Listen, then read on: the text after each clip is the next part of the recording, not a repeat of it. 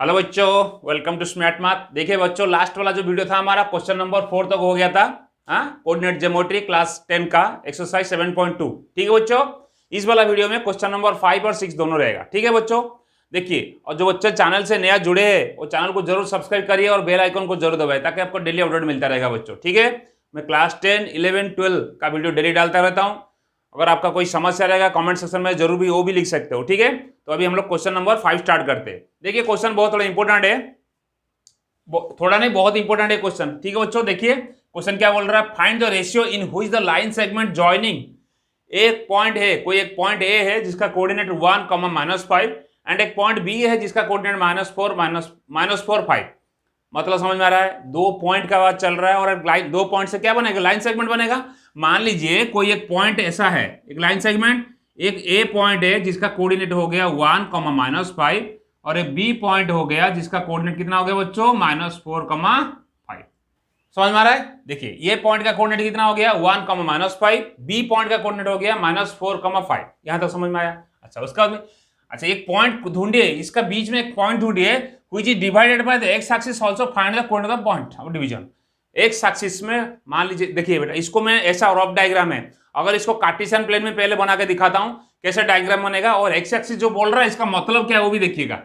ठीक है, फिलहाल मैं इसको कार्टेशियन प्लेन बनाता हूं, ये रफ डायग्राम था।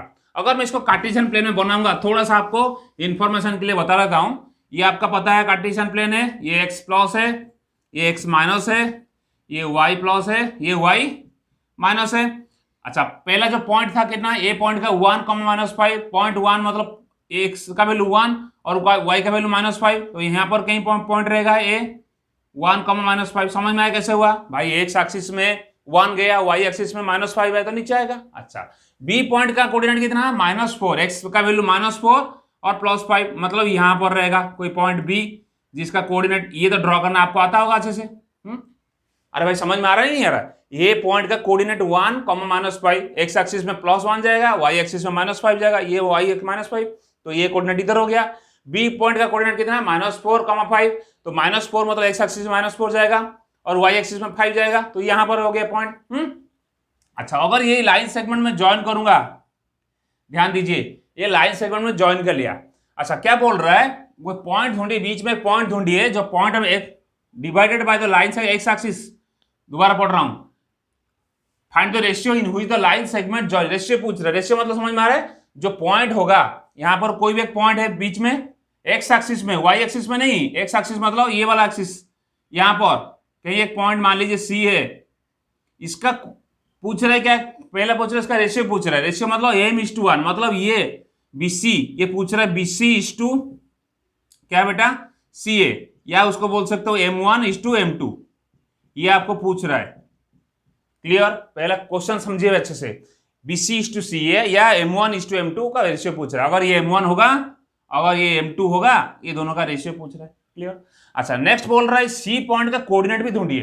अच्छा सी पॉइंट का कोऑर्डिनेट ढूंढने के लिए यहां पर थोड़ा क्लू दिया गया, एक्स एक्सिस, एक्स एक्सिस का वाई का वैल्यू कितना होता है बच्चों बताइए, एक्स एक्सिस में वाई का वैल्यू 0 होता है, वाई एक्सिस में एक्स का वैल्यू, देखिए ये एक्स एक्सिस है, ये हॉरिजॉन्टल लाइन, हॉरिजॉन्टल में वाई का एक्सिस कितना, यहां पर कहीं पर कोई पॉइंट रहेगा, वाई कितना होगा 0 होगा, क्यों वाई डिस्टेंस ऊपर गया ही नहीं अपने, तो दैट मींस वाई तो 0 हो गया और एक्स का वैल्यू ढूंढना है। तो कोऑर्डिनेट पहले आपका एक्स एक्सिस में जो y का वैल्यू 0 हो गया, मतलब यहां पर एक कोऑर्डिनेट आपको मिल गया, 0 तो मिल गया, y का वैल्यू 0, x का वैल्यू ढूंढना है। क्लियर, समझ में आ गया क्वेश्चन। दोबारा बता रहा हूं, देखिए अगर आप कार्टेशियन प्लेन में इसी को पॉइंट को प्लॉट करोगे तो लाइन आपका ऐसे बनेगा। अच्छा ये बोल रहा है कहीं एक पॉइंट है C, बीच में कोई एक पॉइंट है जो एक्स एक्सिस में है, एक्स एक्सिस में है, समझ में आ रहा है, जो पॉइंट C है वो एक्स एक्सिस में है, मतलब क्या है, यहां पर ए लाइन में है, मान लीजिए यहां पर है, मान लीजिए, तो एक्स एक्सिस होने का मतलब क्या होता है, वाई का वैल्यू कितना होता है 0 होता है। तो मतलब फर्स्ट क्वेश्चन पूछ रहा है दोनों का रेशियो निकालो, दोनों का रेशियो निकालो, M1:M2 का निकालो, या बोल सकते हो आप BC:CA का रेशियो निकालो, वो निकालेंगे। दूसरा क्वेश्चन है इसका कोऑर्डिनेट निकालिए, सी पॉइंट का कोऑर्डिनेट, सी पॉइंट का पहला तो एक कोऑर्डिनेट एक्स होगा, एक्स का वैल्यू निकालेंगे और वाई का वैल्यू 0 आपको पता हो गया क्योंकि एक्स एक्सिस में वाई का वैल्यू 0 होता है।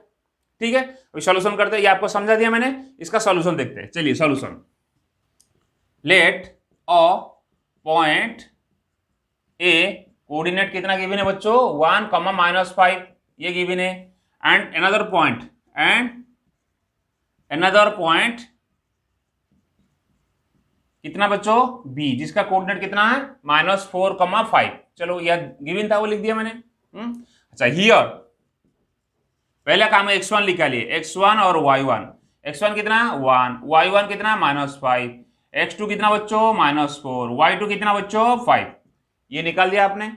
अच्छा क्वेश्चन पर हियर और given that the internal point joining two points, जो 2 पॉइंट का जॉइनिंग का जो इंटरनल लाइन है एग्जिस्ट इन, कहां पर एग्जिस्ट कर रहा है इन एक्स एक्सिस। कहां पर एग्जिस्ट कर रहा है एक्स एक्सिस पे एग्जिस्ट कर रहा है ना। दैट मीन्स लिख दीजिए, दैट मीन्स क्या बच्चों, that means the value of y is equal to 0। Let the coordinate of point C which is, लिख दोगे ब्रैकेट में, व्हिच इज इंटरनल पॉइंट। जितना अच्छे से लिखोगे, मैं बार बार बोल रहा हूं उतना अच्छी बात है। इंटरनल पॉइंट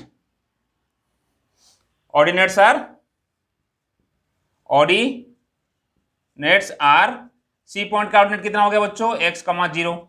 यहां तक जो था गिवन में डाटा लिख दिया, उसका सॉल्यूशन करेंगे। इसको मैं इरेज कर दूं, चलिए ठीक है। देखिए ये बहुत इजी क्वेश्चन है, बस 1-2 बार प्रैक्टिस करिए, आप लोग का हो जाएगा। ठीक है चलिए, ऑर्डिनेट्स हो गया। सी पॉइंट एक्स हमको पूछ रहे क्या, m1:m2 पूछ रहे हैं। According to distance formula, as we know that distance formula नहीं, सेक्शन फॉर्मूला क्या बच्चों, सेक्शन फॉर्मूला क्या है, सी पॉइंट का y कोऑर्डिनेट कितना होगा m1 into y2 plus m2 into y1 upon m1 plus m2। ये फॉर्मूला पता है आपको। सी पॉइंट जो इंटरनल पॉइंट है उसका y कोऑर्डिनेट तो ये, x कोऑर्डिनेट क्या होगा m1 इंटू x2 प्लस वो वाला फॉर्मूला पता है। या y कोऑर्डिनेट का बाद में y कोऑर्डिनेट क्यों लिया, थोड़ा सोचिए सर, x कोऑर्डिनेट क्यों नहीं लिया, क्योंकि y कोऑर्डिनेट का वैल्यू हमको गिवन है 0। ऐसा समझ में, क्यों y कोऑर्डिनेट का वैल्यू कितना है बच्चों 0 x एक्सिस में, तो मैं इसलिए जानबूझकर ये ले रहा हूं। दैट मींस ये हो गया m1 तो निकालना है m2 plus m2 y1 upon m1 plus m2 होगा कि नहीं होगा। दैट एम्प्लाइज 0, ये तो क्रॉस मल्टीप्लिकेशन कर, ये 0 हो गया, ये हो गया m1 इंटू y2 का वैल्यू बच्चा कितना, y2 देखिए 5 प्लस m2 इंटू y1 कितना, y1 -5। ठीक है, that means 0 is equal to 5m1 minus 5m2। That means 5m1 को ये आ जाएगा, m2 बाहर आ जाएगा, 5m2 is equal to 5m1। Check कर लो। That means m1 is to m2 कितना होगा बच्चों 5:5, दैट इज 1:1। क्लियर, दोनों का रेशियो कितना हो गया बच्चों m1, that means m1 is to m2 1:1। ये आ गया, समझ में आया, ये समझ में आ गया। बच्चे इसको कर नहीं पाते, क्यों नहीं कर पाते पता है, क्योंकि वो y का वैल्यू जो 0 डाल नहीं पाते, वो अगर 0 डाल दोगे तो आपका फटक से रेशियो आ गया, m1 इज टू m2 का वैल्यू कितना 1:1 हो गया। पहला क्वेश्चन हमारा सॉल्व हो गया कि इसका रेशियो जो था, दोनों जो रेशियो था सेक्शन फॉर्मूला यूज करके हम लोग रेशियो निकाल दिया 1:1। ठीक है बच्चों, इसका रेशियो कितना हो गया m1 is to m2 1:1। Clear, अच्छा तो ठीक है बच्चों, ये m1 इज टू m2 कितना हो गया 1:1 हो गया। अभी हम लोग क्या निकालेंगे, सी पॉइंट का जो बीच वाला इंटरनल पॉइंट है सी, उसका एक्स कोऑर्डिनेट निकालेंगे। तो कैसे निकालेंगे वो देखिए, अब इसको अब नोट कर लीजिए, मैं इसको इरेज कर रहा हूं, देखिए इसको अभी इरेज कर रहा हूं, ये वाला यहां रहने दीजिए।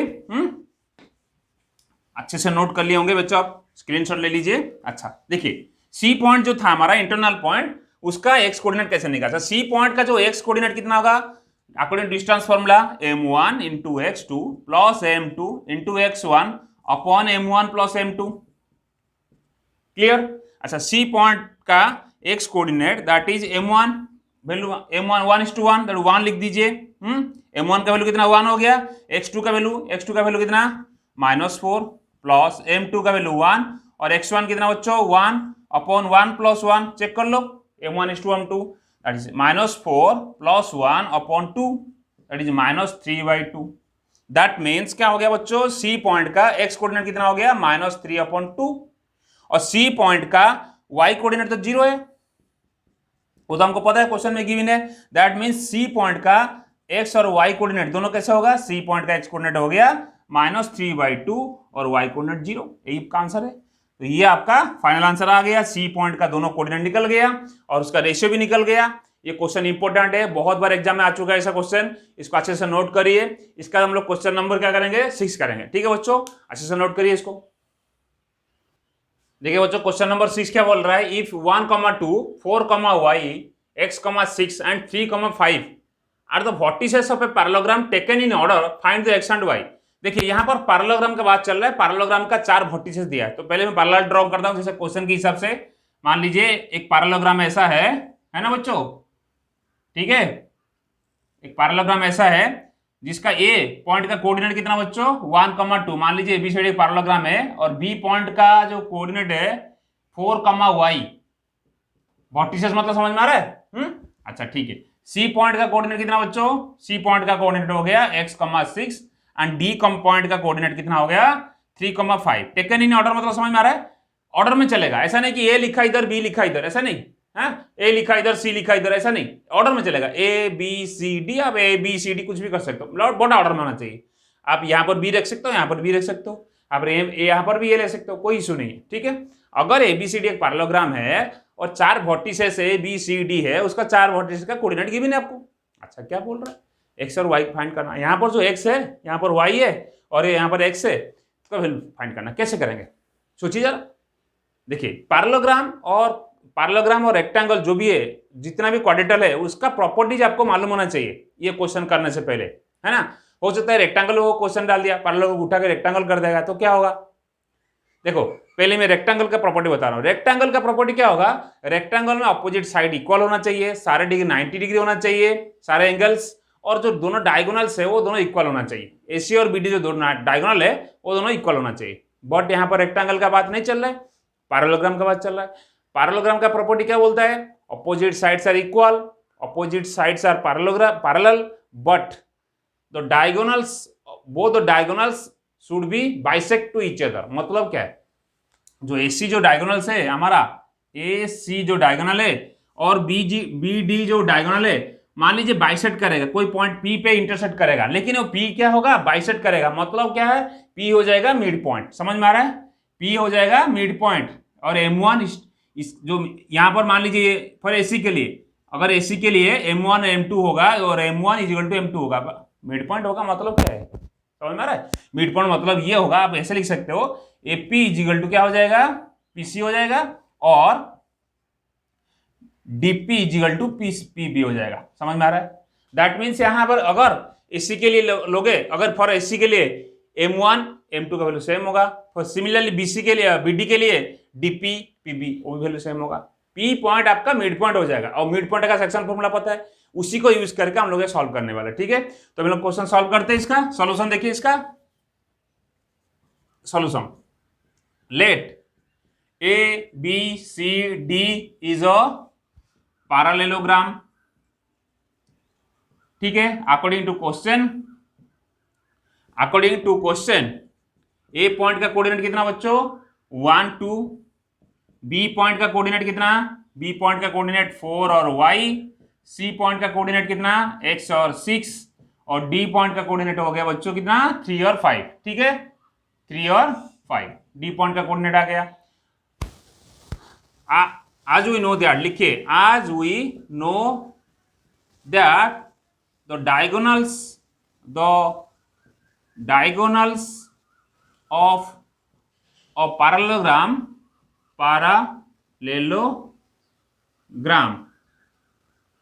bisect each other, लिखिए, let a point P bisect the diagonal, थोड़ा जितना अच्छा लिख सकते हो आप लोग, डायगोनल लिखने के लिए आपको नॉलेज होना चाहिए तभी तो लिखोगे, नहीं तो नहीं लिख पाओगे। Diagonal AC and BD at point C, point C, तो पॉइंट सी लिख दिया, कोई जरूरत नहीं, एसी एंड बी, ठीक, S C and B D, sorry, ठीक है। तो पी पॉइंट हमारा क्या हो गया, so P is the mid point, so P is the mid point, बस यही थोड़ा लिखना पड़ेगा और कुछ नहीं, उसका आगे तो सॉल्यूशन करना हमको। अगर पी मिड पॉइंट हो गया, फॉर लिखिए, for A C P is the mid point, mid point, अच्छा ए सी का कोऑर्डिनेट क्या है, ए का कोऑर्डिनेट कितना बच्चों, ए का कोऑर्डिनेट हो गया 1,2 और सी का कोऑर्डिनेट कितना हो गया x,6। Here mid point section formula, mid point, आइए लिख दीजिए, here m1 is to m2, that is मतलब एसी के लिए AP is equal to PC equal to 1 नहीं होगा ना, 1 होगा कि नहीं होगा भाई, m1 इजिकल टू m2 होगा तो 1 होगा, सिंपल बात है। अरे समझ नहीं आ रहा है, AP इज टू PB, अब AP इजिकल टू क्या है, PC है, तो आप लिख सकते हो AP upon PC equal to 1 लिख सकते हो, नहीं लिख सकते हो, तभी मैं लिख दूँ, क्लियर, कोई डाउट नहीं है, ठीक है, ओके। हियर x1 कितना 1, y1 कितना बच्चों 2, x2 कितना x और y2 कितना हो गया 6।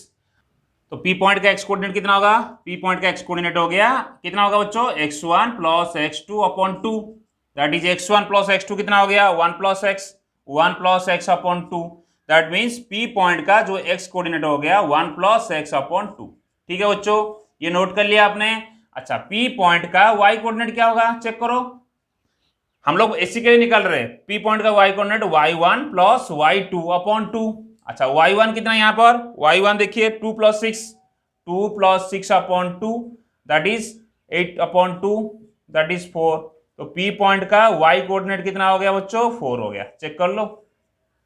P पॉइंट का x कोऑर्डिनेट हो गया 1 plus x by 2, P point का y कोऑर्डिनेट हो गया 4, ठीक है। अच्छा, ये तो हो गया एसी के लिए। फॉर BD के लिए निकालते हैं, फॉर BD के लिए B पॉइंट का कोऑर्डिनेट कितना बच्चों, B पॉइंट का कोऑर्डिनेट 4 और y, और D पॉइंट का कोऑर्डिनेट हो गया 3 और 5।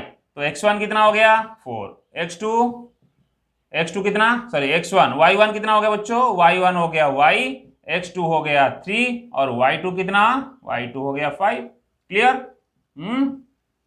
अच्छा, तो P पॉइंट जो है उसका x कोऑर्डिनेट कितना होगा, कंफ्यूज हो रहे हो क्या, बोले सर यहाँ पर तो P पॉइंट का x कोऑर्डिनेट निकाला, y निकाला, फिर यहाँ पर क्यों निकाल रहे हो भाई, ये जो P होगा बाइसेक्ट करेगा, तो दोनों यहाँ पर जो x कोऑर्डिनेट का जो वैल्यू होगा इसका भी x कोऑर्डिनेट का वैल्यू सेम होगा। देखिए कैसे होगा, P पॉइंट का x कोऑर्डिनेट कितना, P पॉइंट का x कोऑर्डिनेट हो गया x1 प्लस x2 अपॉन 2, और x1 यहाँ पर कितना 4, x2 कितना 3 upon 2, that is 7 upon 2, that means P point का x कोऑर्डिनेट हो गया 7 अपॉन 2। सिमिलरली P पॉइंट का y कोऑर्डिनेट कितना हो गया, y1 plus y2, formula 2, y1 का वैल्यू कितना है, y1 हो गया y प्लस 5 अपॉन 2, ठीक है, दैट मीन्स P पॉइंट का y कोऑर्डिनेट हो गया y प्लस 5 अपॉन 2, चेक कर लो बच्चों। लेकिन हमारा अभी तक आंसर नहीं आया, आंसर आया क्या, चेक करो, आंसर अभी तक हमारा नहीं आया। P पॉइंट का x कोऑर्डिनेट हो गया 7 अपॉन 2, और P पॉइंट का, ये किसके लिए, ये BD के लिए, BD का जो अगर BD के लिए x कोऑर्डिनेट हो गया 7 अपॉन 2, y कोऑर्डिनेट कितना हो गया y प्लस 5 बाई 2, और यहाँ पर AC के लिए P पॉइंट का x कोऑर्डिनेट है 1 प्लस x बाई 2 और y हो गया 4। बोला सर कैसे पॉसिबल होगा, एक पॉइंट का 4 कोऑर्डिनेट कैसे हो सकता है, हो सकता है क्या, नहीं हो सकता है, कैसे होगा फिर, क्या कारण है, अगर ये P सबका सेंटर पॉइंट है, ये C और BD का, तो ये इसका x कोऑर्डिनेट के साथ इसका x कोऑर्डिनेट इक्वल होना चाहिए, और इसका y कोऑर्डिनेट के साथ इसका y कोऑर्डिनेट इक्वल होना चाहिए, ठीक है बच्चों। तो इसको मैं इरेज कर रहा हूं ऊपर वाला को, अभी डायग्राम को, ठीक है। अभी इसका सॉल्यूशन यहां कर देते हैं फाइनल, ठीक है। देखिए, तो P पॉइंट का x कोऑर्डिनेट इसी के लिए जो कितना था यहाँ पर 1 plus x by 2, that means 1 plus x by 2, और इसका जो x कोऑर्डिनेट कितना था 7 अपॉन 2, ये इक्वल होगा, और क्या होगा इक्वल, y कोऑर्डिनेट इसका कितना था 4, ये किसके साथ इक्वल होगा y प्लस 5 बाई 2, चेक कर लो। तो अभी तो P पॉइंट का ये 2 ही कोऑर्डिनेट आएगा, 4 कोऑर्डिनेट कैसे आ सकता है, AC के लिए अलग आएगा, BD के लिए अलग कैसे आएगा, लेकिन वो AC BD अलग आ सकता है, लेकिन ये पैरेललोग्राम है, क्योंकि उसका सेंटर पॉइंट है, मिड पॉइंट है P, तो 2 ही कोऑर्डिनेट आएगा, दैट मीन्स दोनों इक्वल हो जाएगा। ये क्या हो जाएगा, ये 2 कैंसल, x हो जाएगा 6, 6 कैसे हुआ बताऊं, चलो यहाँ पर लिखो, x हो जाएगा 7 माइनस 1 दैट इज x हो गया 6, x का कोऑर्डिनेट कितना हो गया 6, और यहाँ पर क्रॉस मल्टीप्लिकेशन करें 8 is equal to y plus 5 that means 8 minus 5 is equal to y, that means y कितना हो गया बच्चों 3, तो x का वैल्यू कितना आ गया 6, y का वैल्यू कितना आ गया 3। ठीक है बच्चों, समझ में आया नहीं आया? अगर नहीं आया तो कमेंट सेक्शन में लिखेगा, कहीं डाउट हो रहा है तो पक्का लिखेगा, मैं आपको आंसर दूंगा। फिर भी मैं दोबारा बता रहा हूं, यहां पर x का कोऑर्डिनेट एक आया था एसी के लिए, वो बीडी के लिए x का कोऑर्डिनेट अलग आया, इसका y कोऑर्डिनेट अलग आया, इसका लेकिन पॉसिबल कैसे, एक पॉइंट का 4 कोऑर्डिनेट कैसे पॉसिबल है? पॉसिबल नहीं होगा, है ना। ये और आपका पैरेललोग्राम है, पैरेललोग्राम का पता है जो सेंटर पॉइंट होता है, जो दोनों डायगोनल को जो बाइसेक्ट करता है वो इक्वली मिड पॉइंट होता है, तो मिड पॉइंट मतलब इसका एक्स कोऑर्डिनेट उसका एक्स कोऑर्डिनेट, एसी का एक्स कोऑर्डिनेट और बीडी का एक्स कोऑर्डिनेट इक्वल होगा। सिमिलरली एसी का वाई कोऑर्डिनेट बीडी का वाई कोऑर्डिनेट से इक्वल होगा, तो इक्वल करोगे, इसका सॉल्यूशन कर दो, एक्स का वैल्यू 6 आ जाएगा, वाई का वैल्यू 3 आ जाएगा, बस यही तो क्वेश्चन पूछा था, एक्स और वाई का वैल्यू फाइंड करो, निकाल दिया आपने। ये क्वेश्चन इंपॉर्टेंट है, बहुत बार ऐसा क्वेश्चन आता है बच्चों, इसको अच्छे से प्रैक्टिस करिएगा, ठीक है। और जो बच्चे चैनल से नया जुड़े, चैनल को जरूर सब्सक्राइब करिए और बेल आइकन को जरूर दबाइएगा बच्चों, ताकि आपको डेली अपडेट मिलता रहेगा, ठीक है बच्चों। तब तक पढ़ते रहिए, खुश रहिए, बाय बाय।